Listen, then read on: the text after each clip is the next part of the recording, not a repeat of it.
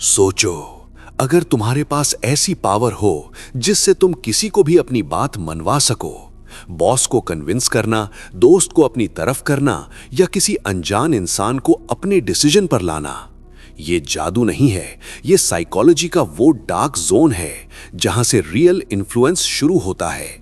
और आज तुम इस गेम के रूल्स समझने वाले हो। लेकिन याद रखना, ये सिर्फ अवेयरनेस के लिए है। गलत इस्तेमाल तुम पर ही उल्टा पड़ेगा। गेम शुरू करते हैं। Trick 5, illusion of choice. लोग तुम्हारी बात इसलिए नहीं मानते क्योंकि उन्हें लगता है कि कंट्रोल उनके पास है, और सच भी यही है। हर इंसान कंट्रोल फील करना चाहता है, मगर स्मार्ट लोग क्या करते हैं, वो चॉइस देते हैं, लेकिन लिमिटेड चॉइस। मिसाल के तौर पर, अगर तुम सीधा बोलो भाई बाहर चलते हैं, तो जवाब आ सकता है नहीं यार, मूड नहीं। लेकिन अगर बोलो पिज्जा हट चलें या डोमिनोज, अब सीन चेंज। उसे लग रहा है डिसीजन उसका है, मगर असल में डायरेक्शन तुमने सेट की थी।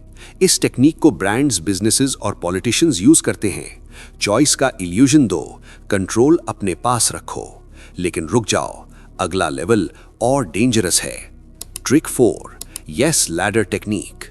अगर तुम किसी से बड़ा फेवर मांगो, वो अक्सर मना करेगा, मगर अगर तुम छोटी छोटी हाँ बुलवा लो तो दिमाग कंसिस्टेंसी मेंटेन करना चाहता है। सोचो, तुम प्रमोशन चाहते हो, सीधा जाकर बोलो सर मुझे प्रमोशन चाहिए, जवाब अभी नहीं।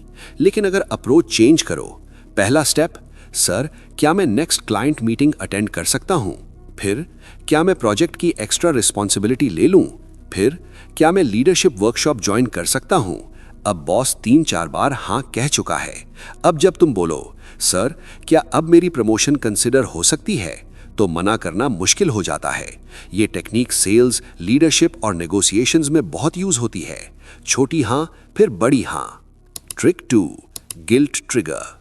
इंसान लॉजिकल कम, इमोशनल ज्यादा होता है। अगर तुम किसी को याद दिला दो कि उसने तुमसे कभी हेल्प ली थी, तो उसका दिमाग बैलेंस करना चाहता है। एग्जाम्पल, सीधा बोलो कार दे दो, मना। लेकिन बोलो यार याद है जब मैंने तुम्हारी हेल्प की थी, बस एक छोटा सा फेवर चाहिए। अब उसका माइंड रीपेमेंट मोड में चला जाता है। लेकिन याद रखो, ये लाइन क्रॉस करना रिलेशनशिप को डैमेज भी कर सकता है। Trick 1, power of silence. सबसे अंडररेटेड वेपन, खामोशी।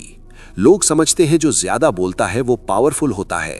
हकीकत, जो कंट्रोल में रहता है वो कम बोलता है। साइलेंस डिस्कंफर्ट पैदा करता है और इंसान नेचुरली उस डिस्कंफर्ट को फिल करना चाहता है।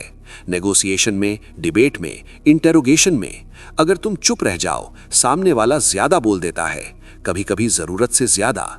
Silence equals control. अब सच सुनो, ये सारी टेक्निक्स 2 तरह से यूज हो सकती हैं, मैनिपुलेट करने के लिए या खुद को मैनिपुलेट होने से बचाने के लिए। रियल पावर दूसरों को कंट्रोल करना नहीं, रियल पावर अपने रिएक्शन को कंट्रोल करना है। गेम खत्म, अब तुम पर डिपेंड करता है, तुम प्लेयर बनोगे या पॉन।